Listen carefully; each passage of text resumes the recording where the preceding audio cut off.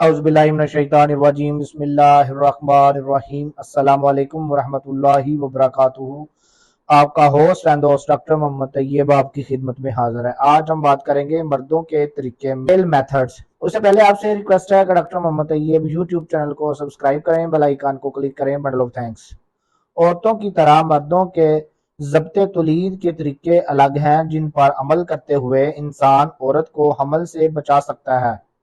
आम तरीका जो हम आपको बताएंगे, नंबर 1 में आता है गजल, नंबर 2 में आता है कंडम, नंबर 3 में आता है नासबंदी। ये एक महफूज और कदीम तरीका है जो सदियों से ज़ब्ते तौलीद के लिए इस्तेमाल होता है। आया कि इसका तरीका कार ये है कि औरत और मर्द मुबाशरत में मशगूल होते हैं, और जब मर्द अंजाल होने लगता है तो मनी यानी स्पर्म के खराज से कबल मर्द अपना अज़ुए तनासल यानी पिनस औरतों के अंदाम नहानी वजाइना से बाहर निकाल लेता है।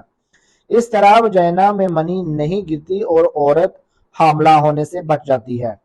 गजल में मर्द की जिम्मेदारी बढ़ जाती है, और अव्वल ये कि औरत को जिनसी तौर पर मुतमईन करके खुद पर काबू रखते और ऐन अंजाल के वक्त अज़ुए तनासल बाहर निकालने से ये एक मुश्किल काम है, क्योंकि अंजाल का वक्त मुबाशरत के अरूज का वक्त होता है और इंसान जज्बात में बेकाबू होता है। अगर एक कतरा मनी का भी अंदर गिर जाए तो हमल हो सकता है।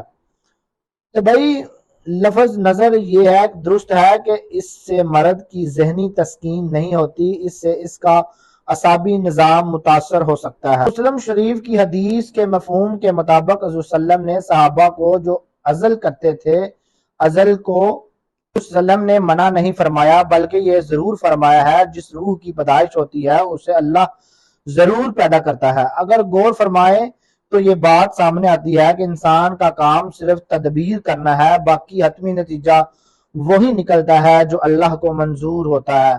कोशिश जारी रखनी चाहिए। बहुत शुक्रिया हमारा यूट्यूब चैनल देखने के लिए। डॉक्टर मोहम्मद तैयब को इजाजत दीजिए। अल्लाह हाफिज।